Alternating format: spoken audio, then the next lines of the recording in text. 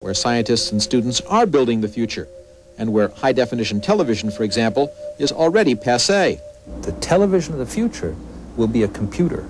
It will be a very powerful computer. And that computer will be able to make an awful lot of decisions for you and, of course, allow you to override them.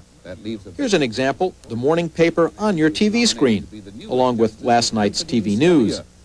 You'll be able to program your TV set. Say you're a Marilyn Monroe fan. Each day, each mention of Marilyn will be saved, stored, and edited together just for you.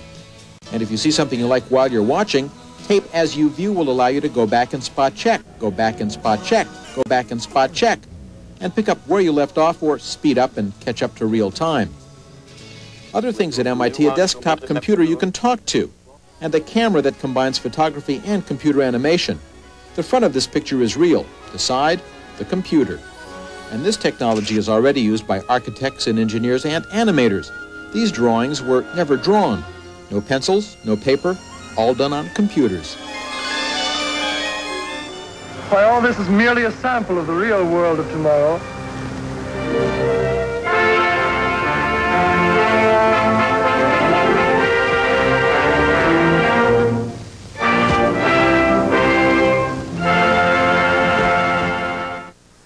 One word for media in the 90s, access. We should be able to dial a number and any movie we choose will come through our phone lines to be recorded on a home CD. And they've actually done that at the Media Lab. There's 70 minutes of a motion picture on this CD. Unfortunately, I can't play it back for you because that hasn't been invented yet. Joan? But give them time. Thanks, Joel. Tomorrow, consumer editor Paula Lyons samples the food of the 90s. We'll be back. It is now 38 minutes after 7. When most people think about food in the 90-something decade, the next 10 years, they might imagine something like this. Astronaut food, freeze-dried concoctions of essential vitamins and minerals with none of the joys of nibbling that we experience now. But Paula Lyons, our consumer editor, has news to make gourmands rejoice, right? Well, the food's going to be better than this, I you hope. can bet. Because even though biotechnology is helping to change the food supply so rapidly that no one can predict exactly what we'll be eating in the new century, most nutritionists agree that a lot of our future diets will be good and good for us.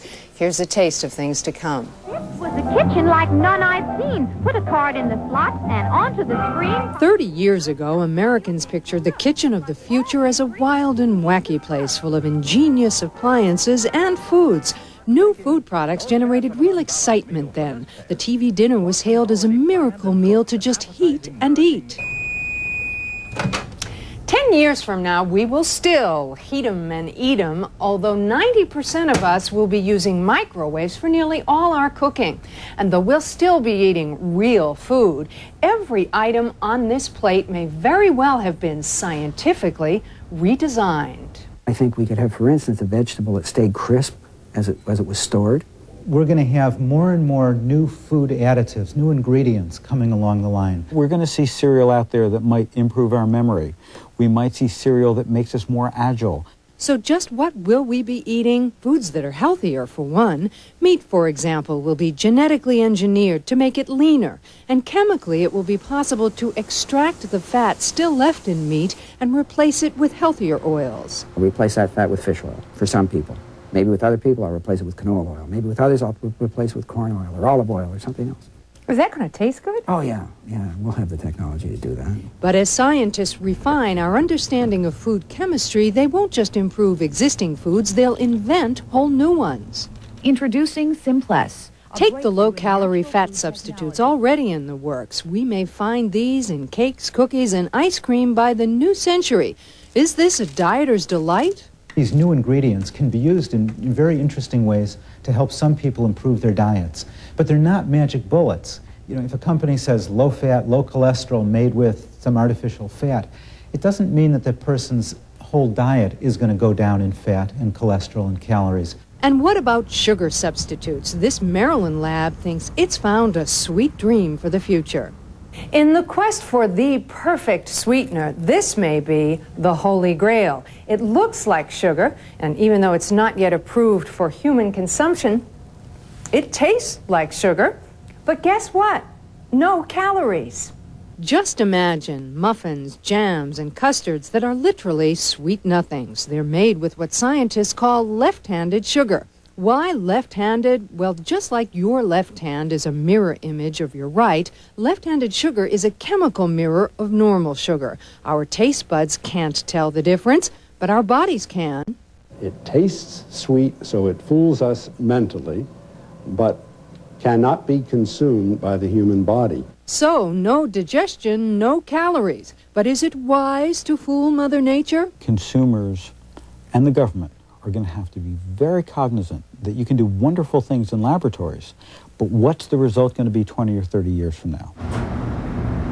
But scientists will also make good foods better. We'll need fewer calories in the future because we'll do less physical work. So how will we eat less and still get the nutrients we need? We're going to have to make foods have more nutrients, either through biotechnology or probably through fortification. We'll see fewer preservatives, though. 21st century consumers will want freshness, and packaging will be the key.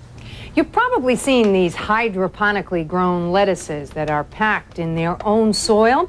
Well, you ain't seen nothing yet. How about these prototype freshness sensors?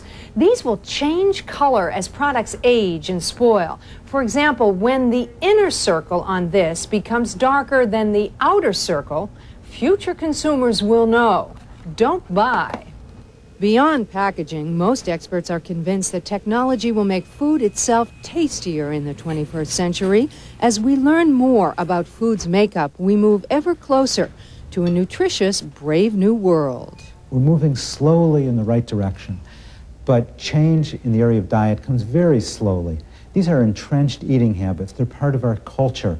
You know, McDonald's is not going to switch from hamburgers to tofu tomorrow. And until that day comes, nutritionists do warn we will have to carefully monitor our future food supply. No one wants our diets to become overly dependent on fake fats and sugars that really have no nutrients, even if they do taste great. I wanted to ask you about what surprised you the most, but what surprised me was that left-handed sugar, just by reversing the chemical formula, you can get the calories out? Why? Well, it's just, they explain it by saying that when you reverse the molecular structure of the sugar, the enzymes in the body, which know how to recognize normal food, don't recognize this at all. It passes through unabsorbed, therefore no calories, but no nutrition either, so it's a concern. If it's sugar, my body will recognize it. I doubt it, I doubt it, I doubt it. Paula, thank you very much. You're welcome. It is now 44 minutes after the hour. Joel Siegel on a holiday movie gift from the Disney Studios when we continue.